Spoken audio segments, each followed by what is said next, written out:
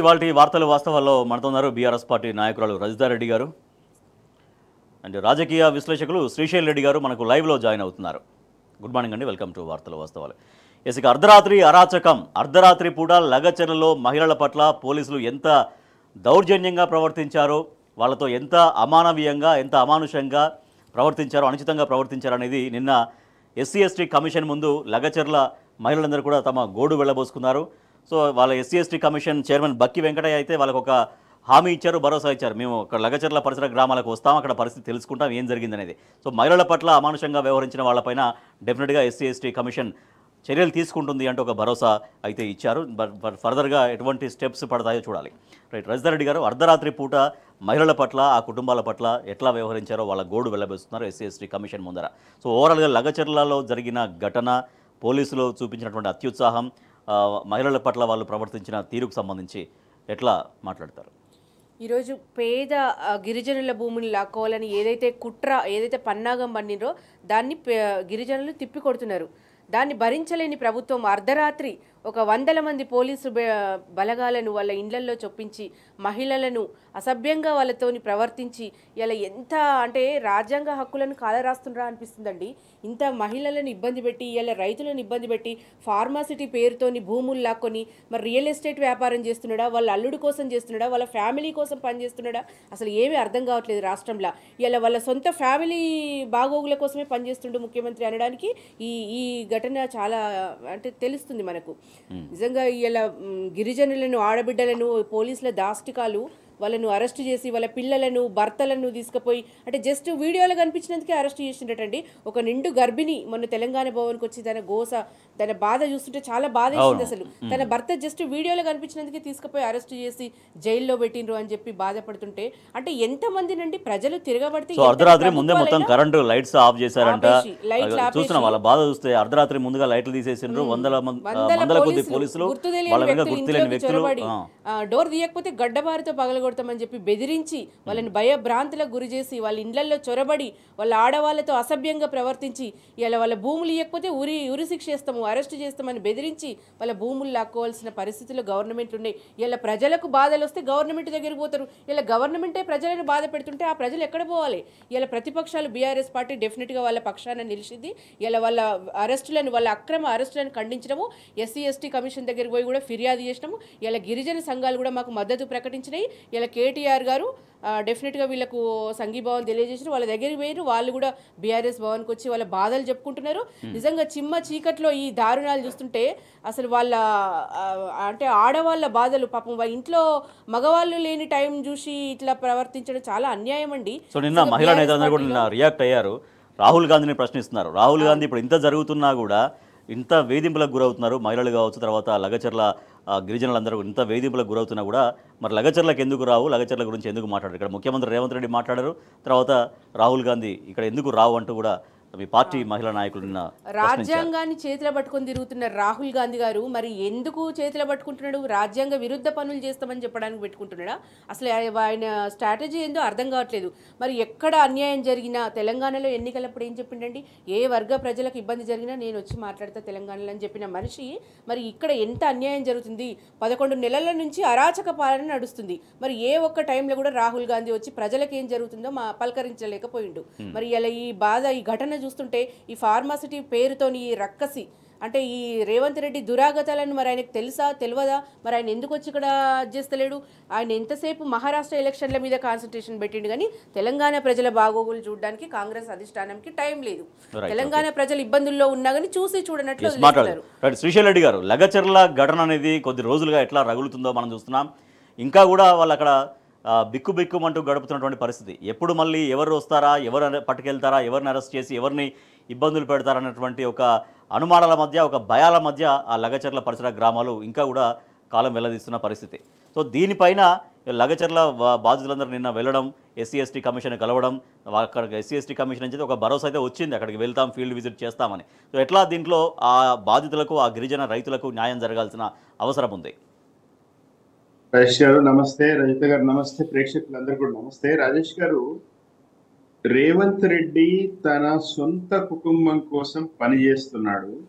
సొంత నియోజకవర్గాన్ని, సొంత ప్రజలను, సొంత జిల్లాని అరిగోస పెడుతున్నాడు. ఉమ్, మా వికారాబాద్ జిల్లా, మాది తాండూరు, మాది వికారాబాద్ జిల్లా. మా వికారాబాద్ జిల్లా దరిద్రం ఏంటంటే అంగట్లో అన్నున్న అల్లు నోట్లో శని ఉన్న అన్న సామెత ప్రకారం మా వికారాబాద్ జిల్లా నుంచే ముఖ్యమంత్రి ఉన్నాడు, మా వికారాబాద్ జిల్లా నుంచే స్పీకర్ ఉన్నాడు, మా వికారాబాద్ జిల్లా ఉమ్మడి రంగారెడ్డి జిల్లా ఎమ్మెల్సీగా ఉన్న మహేందర్ రెడ్డి గారు శాసన మండలిలో చీఫ్ విప్ గా ఉన్నారు. ఉమ్, వీళ్ళు మా ఆ, వికారాబాద్ జిల్లా మీద వీళ్ళందరూ కూడా కక్ష కట్టినట్టుంది. కోడంగల్ నియోజకవర్గం ముఖ్యంగా రేవంత్ రెడ్డి గారు ఏ ప్రజలైతే ఆయనని ఎమ్మెల్యేగా గెలిపించి ముఖ్యమంత్రి కావడానికి ఆ పరోక్షంగా అవకాశం కల్పించిందో ఈ రోజు ఆ ప్రజల మీద కక్ష కడతా ఉన్నాడు. రైట్. ఉమ్, కేవలం తన కుటుంబం కోసం.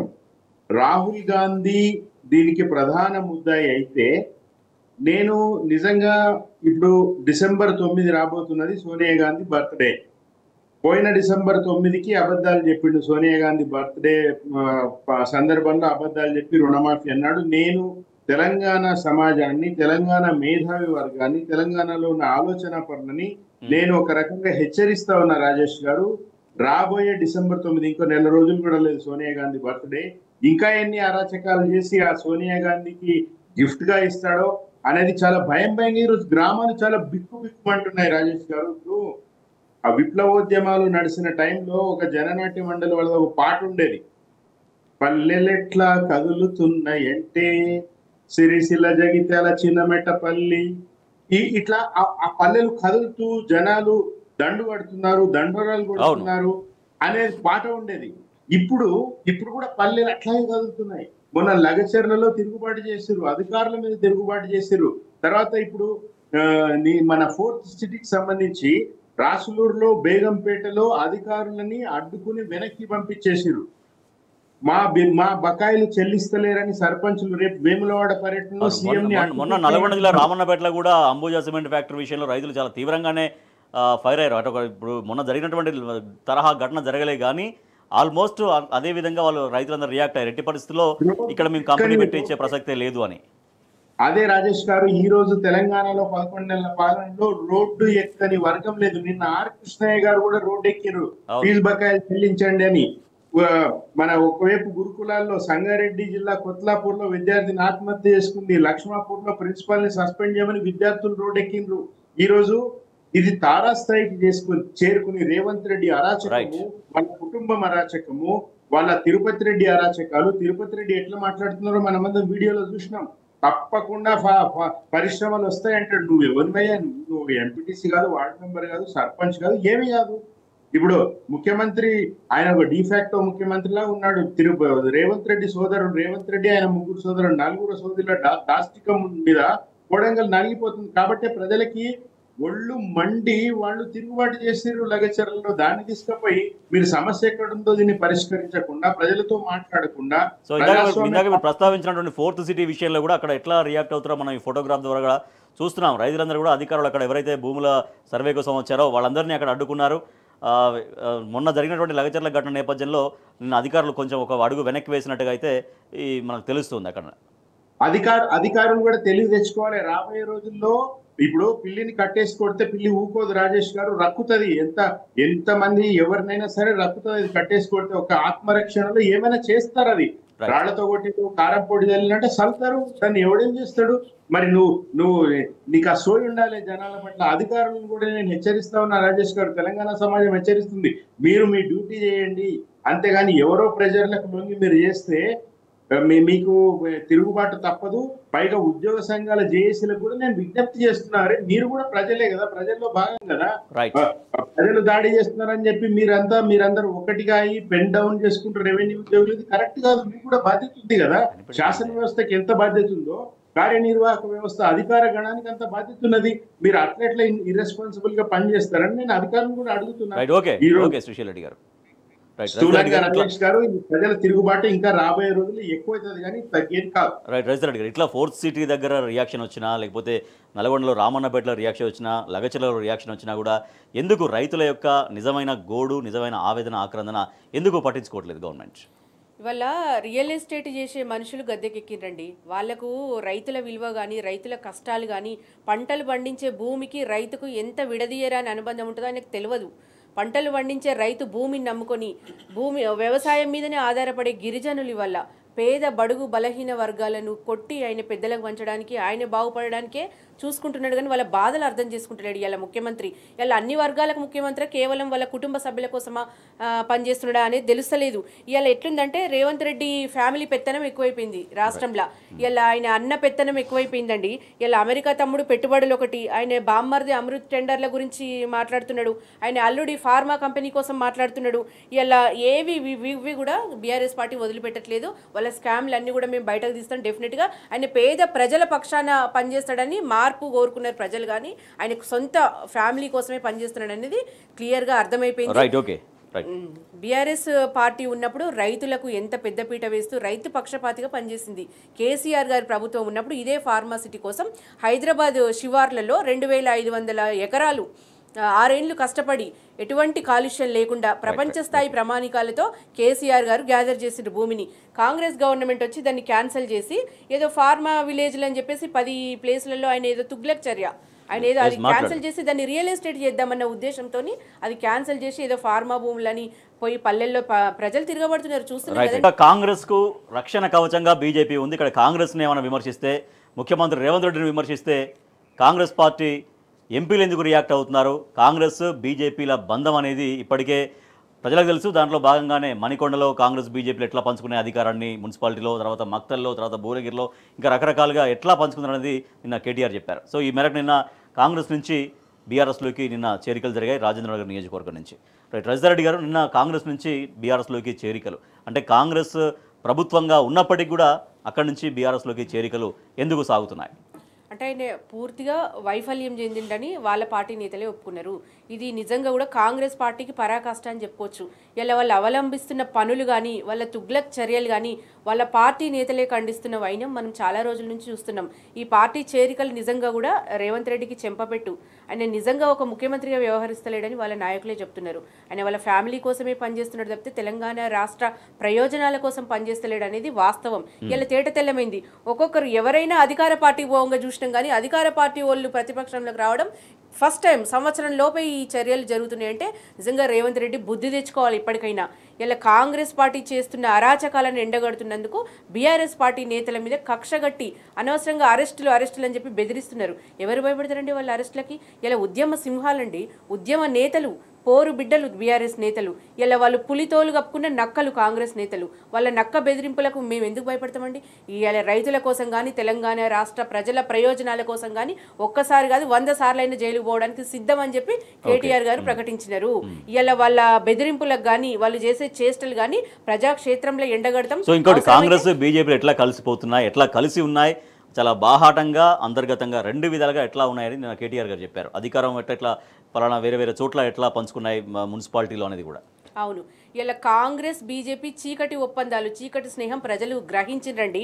ఇలా ప్రతి పనికి రేవంత్ రెడ్డి ఆర్ఆర్ ట్యాక్స్ వసూలు చేస్తున్నాడని చెప్పేసి ఆరోపించిన కాంగ్రెస్ బీజేపీ నేతలే మరి ఎందుకు చర్య తీసుకుంటలేరండి బీజేపీ నేతలు? ఈరోజు ఇలా అమృత్ టెండర్ల ఫిర్యాదు మీద కూడా ఎటువంటి చర్య లేదు ఇంతవరకు కూడా.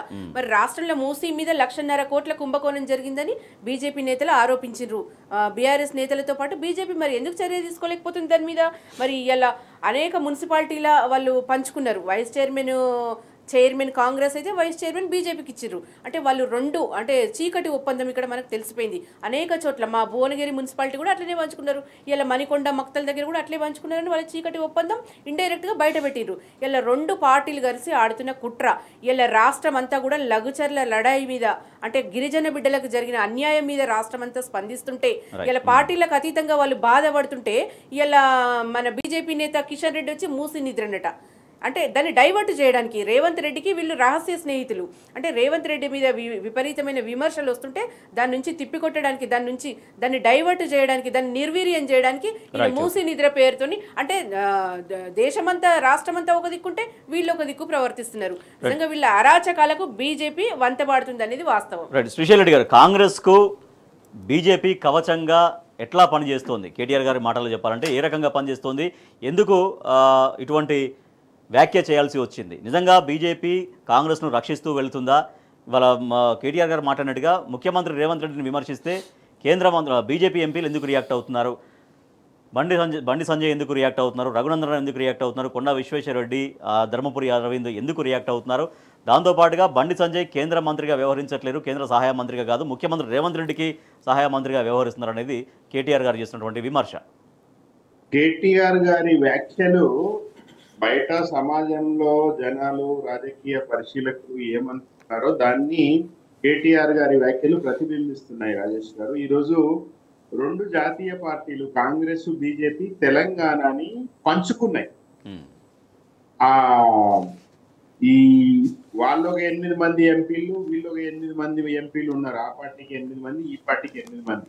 సో ఎవరు కూడా తెలంగాణలో ఇంత దారుణ పరిస్థితులు, ఒక సంవత్సరంలోనే 11 నెలల్లోనే ప్రభుత్వం ఇంత ఫెయిల్ అయితే, అన్ని వర్గాల ప్రజలు రూపులెక్కితే రెండు పార్టీలు కూడా చోద్యం చూస్తున్నాయి. ఎందుకంటే వాళ్ళకి తెర వెనక కాదు రాజేష్ గారు, చాలా బహిరంగ సంబంధాలే ఉన్నాయి. తెర వెనకాలు చీకటి ఒప్పందాలు కూడా ఏం లేవు. చాలా బహిరంగంగా ఓపెన్ గానే తెలియదా, మొత్తం వాట్సాప్లలో, టెలిగ్రామ్లలో, సోషల్ మీడియాలో అన్ని వీడియోలు వస్తూనే ఉండే, జనాలకి ఎప్పటికప్పుడు అర్థమైతా ఉంది. నిన్న లగచర్ల పోవడానికి పోతే బీజేపీ ఎంపీ డీకే అరుణ్ అని అడ్డుకున్నారు. సొంత పార్టీ ఎంపీని అడ్డుకుంటే మరి మాట్లాడరా? బండి సంజయ్ గాని, కిషన్ రెడ్డి గారు గాని మాట్లాడరా? రఘునందన్ రావు గారు, విశ్వేశ్వర రెడ్డి గారు, మీరు ఎంతసేపు రేవంత్ రెడ్డిని ఎట్లా రక్షించాలని చూస్తున్నారు తప్ప, ఇది రాజేష్ గారు ఒకటి చాలా లోతుగా చూడాల్సిన విషయం ఏంటంటే, ఇది వీళ్ళ స్థాయిలో జరిగే ఒప్పందాలు కాదు. అవతల రాహుల్ గాంధీ అండ్ బీజేపీ కేంద్ర పెద్దలు వాళ్ళ లోపాయికారిగా వాళ్ళవి నడుస్తున్నాయి. అదానిని నేను తిట్టినట్టు చేస్తా, నువ్వు చేసుకునే పనులు నువ్వు చేసుకున్నట్టు, నేను తిట్టినట్టు చేస్తా, కొట్టినట్టు చేస్తా, నువ్వు ఏడ్చినట్టు చేయడం అన్నట్టుగా ఈ మొత్తం వాళ్ళు ఏమనుకుంటున్నారంటే ఒక భ్రమంలో ఉన్నారు. మేము ప్రజల్ని మభ్యపెట్టగలం, మోసపుచ్చగలం. ఒకవైపు కాన్స్టిట్యూషన్ చేతిలో పట్టుకుని దేశమంతా తిరుగుతూ బీజేపీ మీద ఒంటికాల మీద లేస్తాడు రాహుల్ గాంధీ. మల్లికార్జున ఖర్గే గారేమో మేకలు కొన్నట్టు బీజేపీ వాళ్ళు మా ఎమ్మెల్యేలు కొడుతున్నారంటాడు. మరి ఇక్కడ కొనడం లేదా?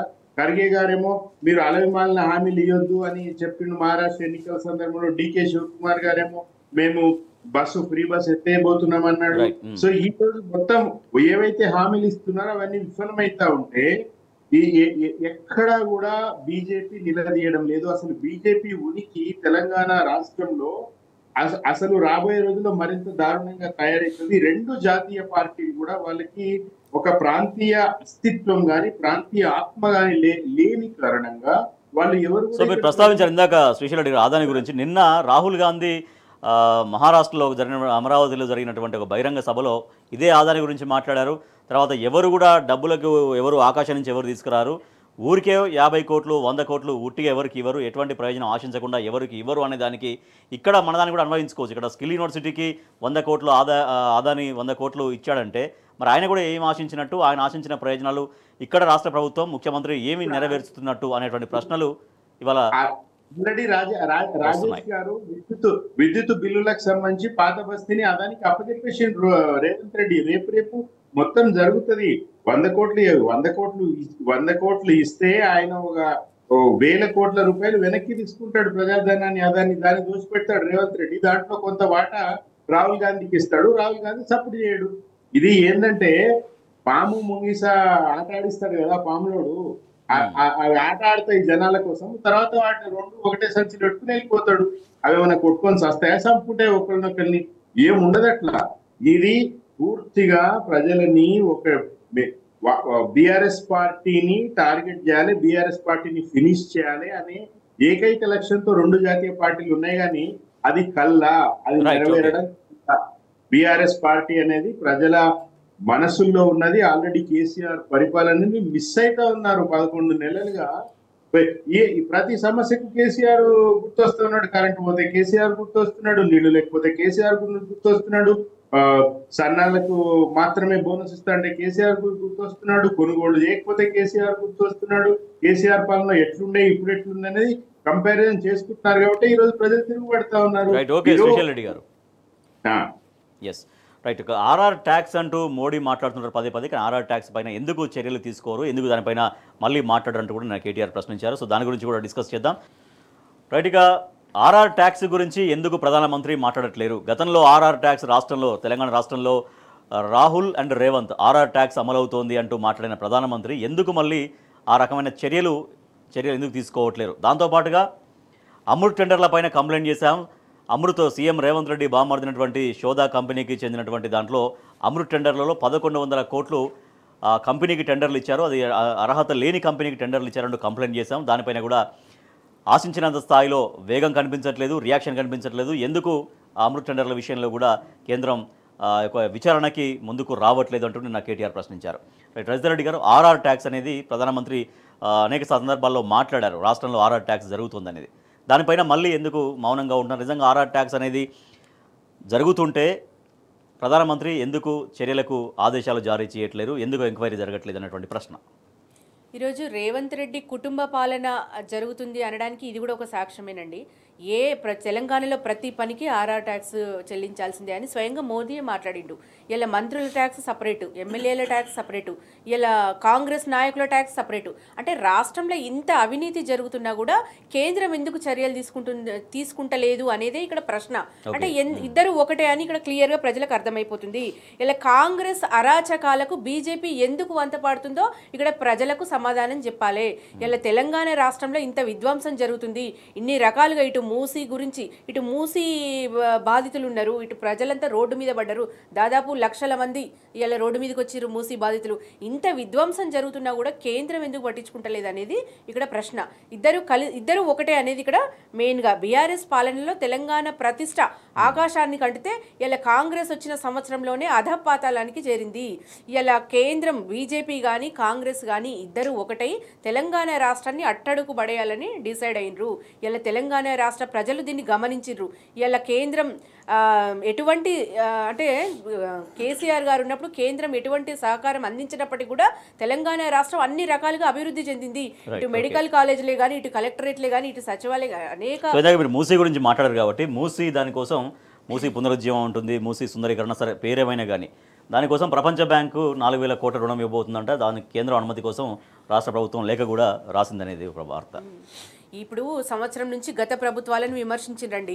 అప్పులు చేసింది బీఆర్ఎస్ ప్రభుత్వం, అప్పులు చేసింది తప్పితే ఆదాయం ఏం లేదు, ఇక్కడ ఏదో ఉన్నాయి అనుకొని వస్తే ఇక్కడ ఏమీ లేదని ప్రకటించిన సీఎం గారు మరి ఈ సంవత్సరంలోనే 1000 కోట్ల రుణం తీసుకొని మరి ఎక్కడ అభివృద్ధి చేస్తున్నాడు? ఆయన వచ్చినప్పటి నుంచి ఒక ఇటుక పెళ్ళైనా కట్టిండండి, ఒక కట్టడం అన్నా నిర్మించిండా, ఒక అభివృద్ధి పనైనా చేసిండా తెలంగాణలో? మరి అనేక 1000 కోట్ల రుణం తీసుకొని ఇటు మూసీ పేరుతో లూటీ చేస్తున్నాడు అనేది వాస్తవం. ఇలా 1,50,000 కోట్ల ఎస్టిమేషన్ పెట్టి మరి ఢిల్లీ పెద్దలకు పంపిస్తున్నాడా, మరి ఆయన సొంత ప్రయోజనాలకు పెట్టుకుంటున్నాడా, ఇలా తెలంగాణ రాష్ట్ర ప్రయోజనాల కోసం తీసుకుంటలేడా రుణం అనేది క్లియర్గా అర్థమైపోయింది. ఇలా 1000 కోట్ల రుణం తీసుకొని ఆయన ఏం చేసిండు తెలంగాణ ప్రజలకు చెప్పాలి.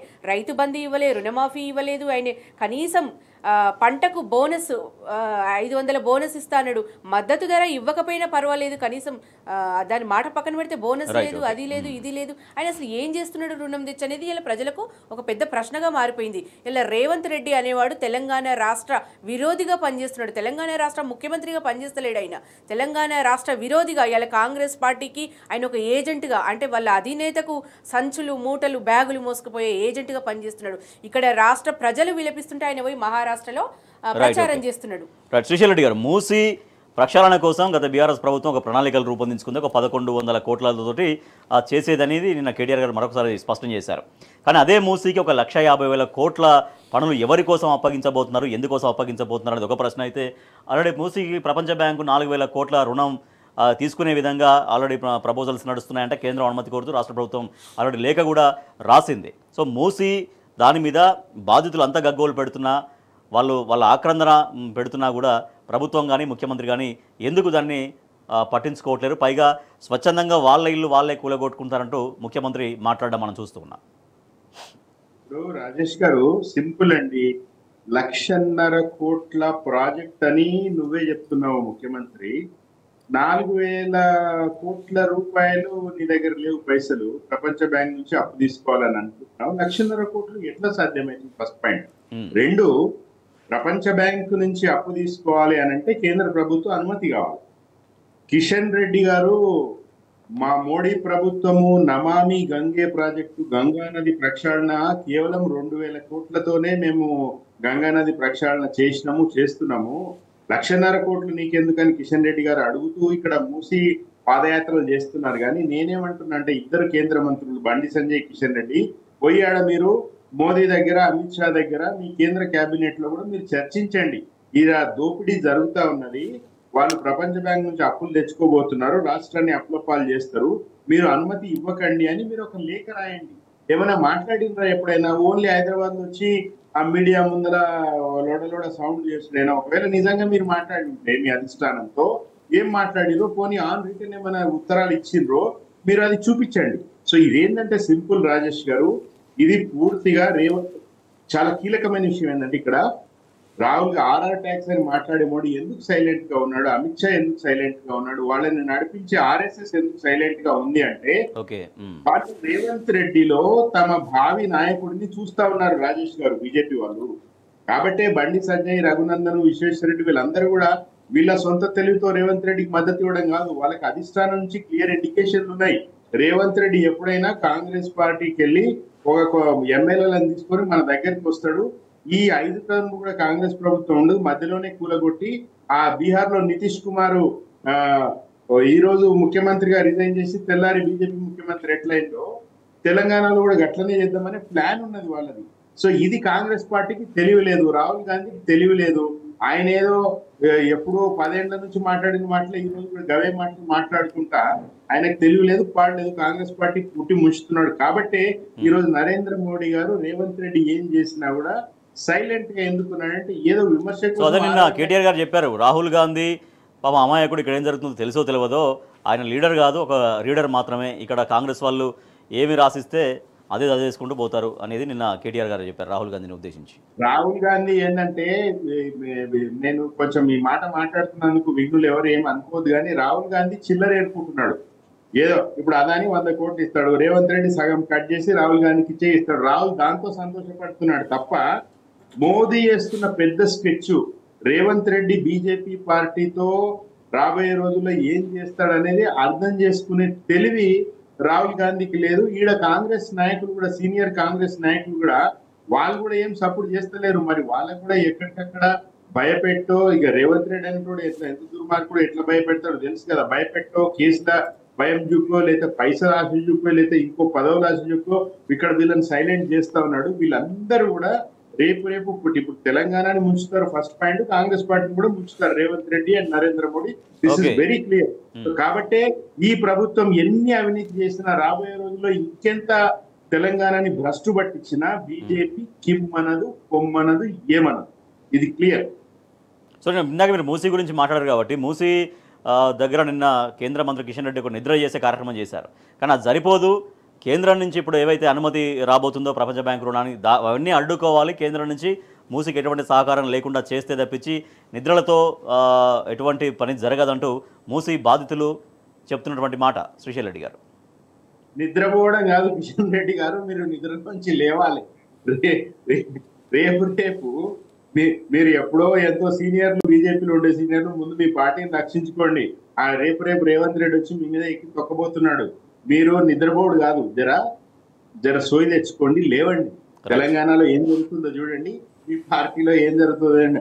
అప్పుడెప్పుడో మొయినాబాద్ ఫామ్ హౌస్ కేసులో మీకు గుర్తుండే ఉంటుంది రాజేష్ గారు, ఇది చూసే వాళ్ళకి కూడా గుర్తుంటుంది. ఆ రామచంద్ర భారతి వాళ్ళందరూ ఆడియోలో ఏమన్నారంటే, ఈ కిషన్ రెడ్డిని, బండి సంజయ్ని మోదీ, అమిత్ షాలు పట్టించుకోరండి, వీళ్ళు ఏదో బయట గేట్ల దగ్గర ఉంటారు అనే మాట నేను అనడం కాదు, వాళ్ళు అన్నారు. సో కాబట్టి ఏంటంటే, వీళ్ళు కేంద్ర మంత్రులు ఈ రోజు రేవంత్ రెడ్డికి సహాయ మంత్రులుగా, రేవంత్ రెడ్డికి వాకాదారుగా ఉండడానికి కారణం పెద్ద స్కెచ్ లో భాగమే. వీళ్ళు ఒక చిన్న రోల్ వీళ్ళది అంతే తప్ప అసలాట పైన ఆడుతున్నారు. ఆ ఆట సరే, రాజకీయాలు వాళ్ళ పార్టీలు ఏమైనా చావని కానీ ఆ చక్రాల కింద పడి నలిగి తెలంగాణ పిప్పి అవుతున్నదా అనేది ఒకటే బాధ తెలంగాణ సమాజం గమనించాలి. వెల్కమ్ బ్యాక్ టు వార్తలు వాస్తవాలు. నిన్న రాహుల్ గాంధీ మహారాష్ట్రలో ఎన్నికల ప్రచారంలో అక్కడ అమరావతి బహిరంగ సభలో నిన్న మాట్లాడారు.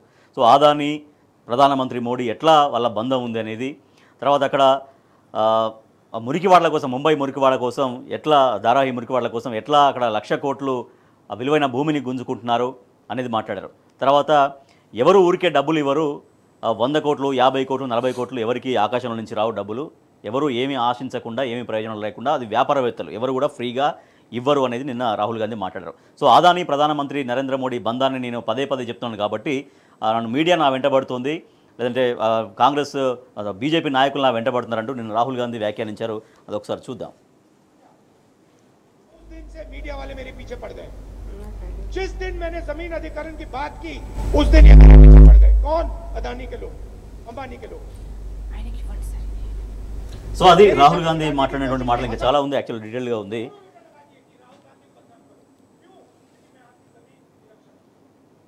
రైట్. సో ఇది నిన్న రాహుల్ గాంధీ అక్కడ మహారాష్ట్రలో జరిగినటువంటి మీటింగ్లో మాట్లాడిన విషయం. అయితే ఇందాక కేటీఆర్ ట్వీట్ చేశారు, BRS working president KTR tweet చేశారు దీనిపైన. రాహుల్ గాంధీ గారు, మీరు భూసేకరణ వ్యతిరేక స్వరం వినిపిస్తే ఏం లాభం? ఆదాని అంబానీలపై విరుచుకుపడితే ఏం ప్రయోజనం? దేశవ్యాప్తంగా భూసేకరణపై మీ రణ గర్జన తెలంగాణలో భూసేకరణను ఎందుకు అడ్డుకోలేకపోయింది? కొడంగల్ రైతుల కన్నీటికి ఎందుకు కారణభూతమైంది? ఆదాని అంబానీలపై మీ జంగ్ రామన్నపేటలో ఆదాని ఫ్యాక్టరీకి ద్వారాలు ఎందుకు తెరిచింది? తెలంగాణ కాంగ్రెస్ పాలిత రాష్ట్రమే కదా, ఎందుకు అభ్యంతరం చెప్పలేదు? నేను కొట్టినట్లు చేస్తా, నువ్వు ఏడ్చినట్లు చెయ్యి అనే ఒప్పందమా? కుమ్మక్కు రాజకీయంలో ఇదో రహస్యమా? రేవంత్ ఆదానీలతో వ్యాపార బంధమా? ఆదాని అంబానీలపై మీ పోరాటం ఒక బూటకం అనేది కేటీఆర్ ట్వీట్ చేశారు. సో ఇది రాహుల్ గాంధీ గారు, మరి మీరు అక్కడ ఆదాని పైన పోరాటం చేస్తున్నారు అంటే మీ పోరాటం కేవలం మహారాష్ట్ర వరకే పరిమితమా? తెలంగాణలో ఇదే విధంగా భూములు కోల్పోతున్నారు, ఆ కొడంగల్ రైతుల బాధ మీకు పట్టట్లేదా? లేదంటే మూసీ బాధితుల ఆక్రందన మీకు పట్టట్లేదా?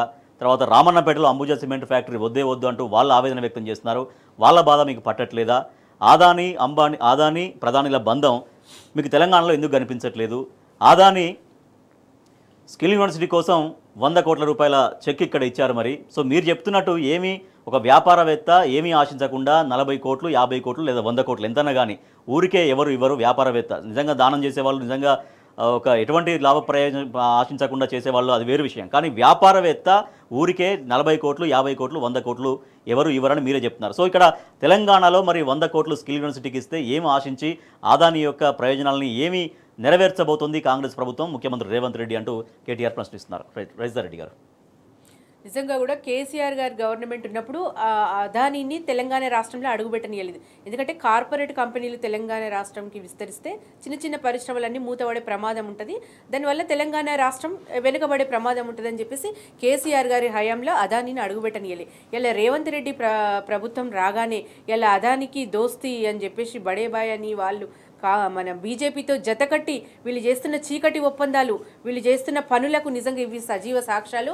ఇలా మన సిమెంట్ ఫ్యాక్టరీ, అదాని సిమెంట్ ఫ్యాక్టరీని ప్రజలు తీవ్రంగా వ్యతిరేకిస్తున్నారు, అయినా కూడా రేవంత్ రెడ్డి వెంటిస్తున్నాడు. మరి నిజంగా ఈ రోజు తెలంగాణలో జరుగుతున్న ఈ భూసేకరణకు ప్రజలంతా కూడా తిరగబడుతున్నారు. మరి కాంగ్రెస్ పార్టీ అధిష్టానం కానీ కాంగ్రెస్ పార్టీ కానీ దీని మీద ఎటువంటి స్టాండ్ ఇంతవరకు కూడా తీసుకోవట్లేదు. మరి తెలంగాణ రాష్ట్రాన్ని ఇలా అంబానీ అదానీల చేతిలో పెట్టి ఇలా పబ్బం గడుపుతున్నాడు రేవంత్ రెడ్డి అనడానికి ఇదే సాక్ష్యం. నిజంగా నియోజకవర్గ ప్రజల మీద మాట్లాడడానికి టైం లేని ముఖ్యమంత్రి ఇలా పక్క రాష్ట్రాలకు పోయి ప్రచారం చేయడం ఎంతవరకు కరెక్ట్ అండి? ఇలా తెలంగాణలో ఫెయిల్ అయిండు, తెలంగాణలో 420 అబద్ధాల హామీలు పెట్టిండు, నేను అక్కడ పోయి తెలంగాణలో బ్రహ్మాండంగా పనిచేస్తున్నా, కావాలంటే తెలంగాణ ప్రజలకు ఫోన్ చేసి అడగండి అని మాట్లాడుతున్నాడు. ఇలా ఫోన్ చేసి అడిగితే తరిమి కొట్టే పరిస్థితులు ఉన్నాయి తెలంగాణలో.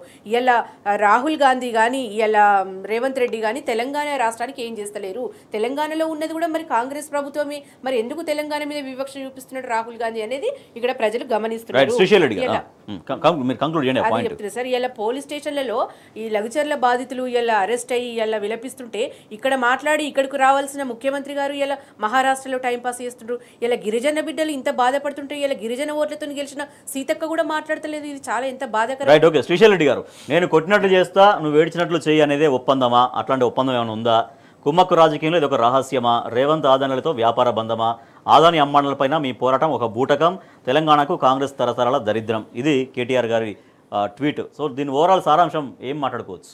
100% ఇప్పుడు యాక్చువల్గా ఏంటంటే 2013 భూసేకరణ చట్టం యూపీఏ ప్రభుత్వం తీసుకొచ్చింది.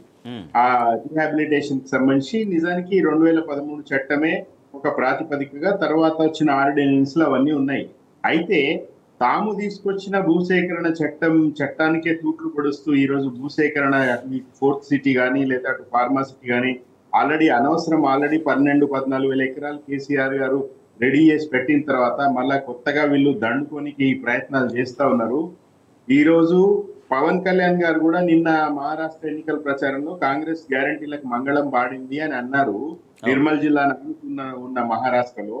మరి పవన్ కళ్యాణ్ గారు ఈ కాంగ్రెస్ పార్టీ ఇంత హామీలకు మంగళం పాడుతా ఉంటే మీ ఎంపీలు ఇక్కడ ఎందుకు సపోర్ట్? మీరు ఎన్డీఏలో కూటమిలో భాగంగా ఉన్నారు కాబట్టి అడుగుతున్నా. మరి నరేంద్ర మోడీ గారికి చెప్పండి, మీరు ఇక్కడ ఇట్లా జరుగుతుందని చెప్పండి. ఇక్కడ మొత్తం ఇంత విచ్చలవిడిగా చేస్తా ఉన్నారు, ఇంత దారుణాలు చేస్తా ఉన్నారు, ఎందుకు కేంద్ర ప్రభుత్వ ఏజెన్సీలు నోరు మూస్తున్నాయి? పొంగులేటి శ్రీనివాస్ రెడ్డి మీద ఐటీ దాడులు, ఈడీ దాడులు అయిన తర్వాత ఎందుకు సైలెంట్ అయిపోయింది? అది ఏమి ఒప్పందాల్లో భాగంగా జరిగింది? సో కాబట్టి కేటీఆర్ గారు చాలా స్పష్టంగా ఉన్నది పైన కుండ బద్దలు కొట్టున్నారు. వీళ్ళంతా పైన డ్రామాలు ఆడుతున్నారు, కొట్టినట్టు చేస్తా ఏడిచినట్టు చేస్తా పాము ముంగిసా డ్రామా ఆడుతున్నారు. పాములో తర్వాత అందరినీ ఒకటే సంచిలో పెట్టుకుని భద్రంగా కాపాడుకుంటున్నారు. ఈ రోజు తెలంగాణ మేధావులు కూడా ఆలోచించాల్సింది. కోదండరామ్ గారు ఆ రోజు అర్ధరాత్రి నా తలుపులు బద్దలు కొట్టుకున్నానని చెప్పుకునే కోదండరామ్ గారికి ఇంకా అవకాశం ఉండదు. ఎందుకంటే సరే మిమ్మల్ని అరెస్ట్ చేసిందేమో ఆ రోజు, కానీ మరి ఈ రోజు మీరు ఆడ ఆ లక్ష్మీబాయిని, సుశీలాబాయిని, సుశ్లీబాయి, తర్వాత వీళ్ళందరూ కూడా జ్యోతి, దేవిబాయి, వీళ్ళందరూ కూడా నిన్నొచ్చి తెలంగాణ భవన్ లో ఎక్కడెక్కడ వాళ్ళు మా ఎదల మీద చేతులు పెట్టి మమ్మల్ని కొట్టి గర్భిణి అయిన నన్ను మా ఆయనను తీసుకుపోయి నన్ను బాధ పెట్టిందని ఏడుస్తా ఉంటే మరి ఎందుకు కోదండరామ్ గారు మాట్లాడారు? వీళ్ళ తెలంగాణ మేధావులందరూ కూడా ఫిక్స్ అయిపోయారండి. ఇప్పటిదాకా కేసీఆర్, దొర, నియంత, గడి, కుటుంబ పాలన అన్నోళ్ళు రేపు ఆ మాటలు మాట్లాడలేరు. వాళ్ళు మమ్మల్ని అక్రమ కేసీఆర్ అంటే రేపు వాళ్ళు మాట్లాడలేరు.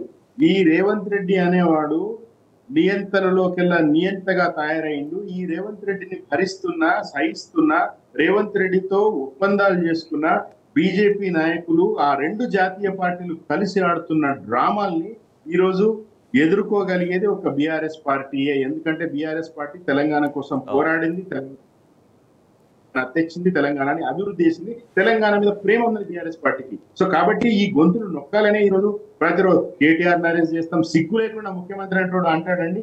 నేను కొడుకునే అడ్డు పెట్టుకుని తండ్రిని ఫినిష్ చేసిన, బావని అడ్డు పెట్టుకుని బావమరిదిని ఫినిష్ చేస్తా. ఇదా మాటలు? ఇదా ముఖ్యమంత్రి మాటలు? ఇదా మానవ సంబంధాలు, కుటుంబ సంబంధాలకు ఇచ్చే విలువ?